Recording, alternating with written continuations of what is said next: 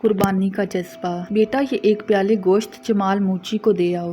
ابا جان کا حکم سن کر میں حیران ہوا۔ اس وقت میری عمر 12 سال تھی۔ میں چھٹی جماعت میں پڑھتا تھا۔ میں نے جواب میں ان سے کہا، لیکن ابا جان آج تو عید کا دن ہے، ہر گھر میں گوشت موجود ہے، یہ سب لوگ ایک دوسرے کے گھروں میں گوشت کیوں پہنچا رہے ہیں؟ ہم نے قربانی کی ہے، لیکن اس کے باوجود ہمارے رشتہ دار، ہمارے دوست اور پڑوسی ہمارے گھر میں گوشت دے کر جا رہے ہیں، پھر آپ یہ ایک پیالی سالن اسے کیوں بھیج رہے ہیں؟ باپ نے کہا، بیٹی وہ اکیلا ہے، اس کا کوئی آگے پیچھے نہیں۔ اول تو اسے کوئی بھی گوشت دے گا نہیں، کیونکہ اس کے ہاں کسی کا کوئی بھی واسطہ نہیں۔ دوسرا کوئی گوشت دے گا بھی تو نہ جانے وہ کب کیسے پکائے گا۔ کم از کم اس وقت تو اس کے پاس سالن کی صورت میں گوشت موجود نہیں ہوگا۔ جی اچھا ابا جان، لائیے میں دے آتا ہوں۔ میں نے پیالی ان سے لے لی اور گھر سے نکل آیا۔ بازار لوہارا میں ہماری دکان کے بالکل سامنے سڑک کے کنارے جمال موچی جوتیاں مرمت کرتا تھا۔ گلی میں ایک چھوٹی سی کوٹری تھی، اسی میں رہتا تھا۔ میں پیالی اٹھائے اس کی کوٹری کے دروازے پر پہنچا۔ وہ تو چولہے پر ہانڈی رکھے ہوئے نظر آیا۔ ہانڈی کے نیچے آگ جل رہی تھی اور ہانڈی میں کچھ پک رہا تھا۔ میں السلام علیکم کہہ کر اندر داخل ہوا۔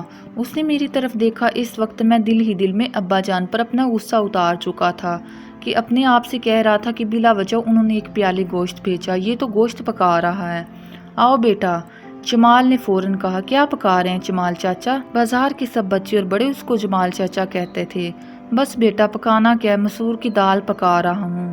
مجھے حیرت کا جھٹکا لگا۔ میں نے فوراً کہا، جی کیا کہا؟ دال پکا رہے ہیں، لیکن آج تو عید کا دن ہے، ہر گھر میں گوشت ہی گوشت موجود ہے، یہ سب لوگ گوشت بھون رہے ہیں اور آپ دال پکا رہے ہیں۔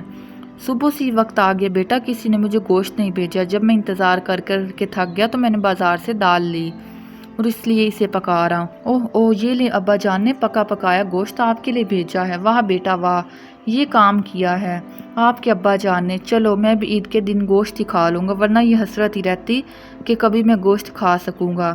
اچھا جمال چچا میں چلا، اور پیالی پھر میں کسی دن لے لوں گا۔ ٹھیک ہے بیٹا۔ میں نے گھر آ کر ابا جان کو مسور والی بات بتائی تو ابا جان کے ساتھ امی اور چھوٹی بہن بھی حیران ہوئے بغیر نہ رہ سکے۔ امی جان نے فوراً کہا، تب تو ایک چھوٹی سی پیالی میں ہم نے بہت کم گوشت انہیں بھیجا۔ ہاں بھائی، ایک بڑے برتن میں گوشت اسے اور دے آؤ تاکہ وہ خوب پیٹ بھر کر کھا سکے۔ جی اچھا۔ جلد ہی میں دوبارہ جمال چچا کی کوٹری میں داخل ہوا۔ جمال چچا، امی جان نے یہ گوشت آپ کے لیے اور بھیجا ہے۔ واہ بھائی واہ، مزہ آ گیا، چلو ابھی ہماری بھی عید ہو گئی۔ اس نے خوش ہو کر کہا، یہ آج سے 58 یا 59 سال پہلے کا واقعہ ہے، لیکن یہ واقعہ میرے ذہن میں اس طرح سے چپکا کہ پھر کبھی ذہن سے نہ اتر سکا، اور خاص طور پر عید قربان کے موقع پر تو میں اپنے ذہن میں اس بات کو تازہ کرنے کا معمول بنا چکا ہوں۔ گھر کے لوگ، تمام رشتہ دار، پڑوسیوں اور دوست احباب کے حصے لگا رہے ہوتے ہیں۔ میں اپنے محلے کے غریب ترین چند افراد کے لیے گوشت الگ کر رہا ہوتا ہوں۔ والد صاحب نے بچپن میں مجھے گوشت کی جو پیالی تھمائی تھی، اگرچہ مجھے سبق دینے کے لیے نہیں تھی، اس وقت میری یہ سوچ نہیں تھی کہ میرا بیٹا بھی بڑا ہو کر ایسا ہی کرے گا۔ جی نہیں، ان کے ذہن میں تو یہ بات ہی نہیں تھی۔ انہوں نے تو وہ ہمدردی کے طور پر جمال موچی کو گوشت کی پیالی بھجوائی تھی، لیکن وہ پیالی میرے لیے ایک سبق بن گئی، ساری زندگی کا سبق، کبھی نہ بھولنے والا سبق۔ بچپن میں جو بات ذہن میں نقش ہو جائے وہ پھر کب نکل پاتی ہے؟ اسے کھرچ کھرچ کر بھی نکالنا چاہیں تو وہ نہیں نکلتی۔ بس وہی پیالی آج بھی میرے دماغ میں موجود ہے، اور آج بھی میں محسوس کرتا ہوں کہ بچوں کو تربیت دینے کا یہ ایک بہترین طریقہ ہے۔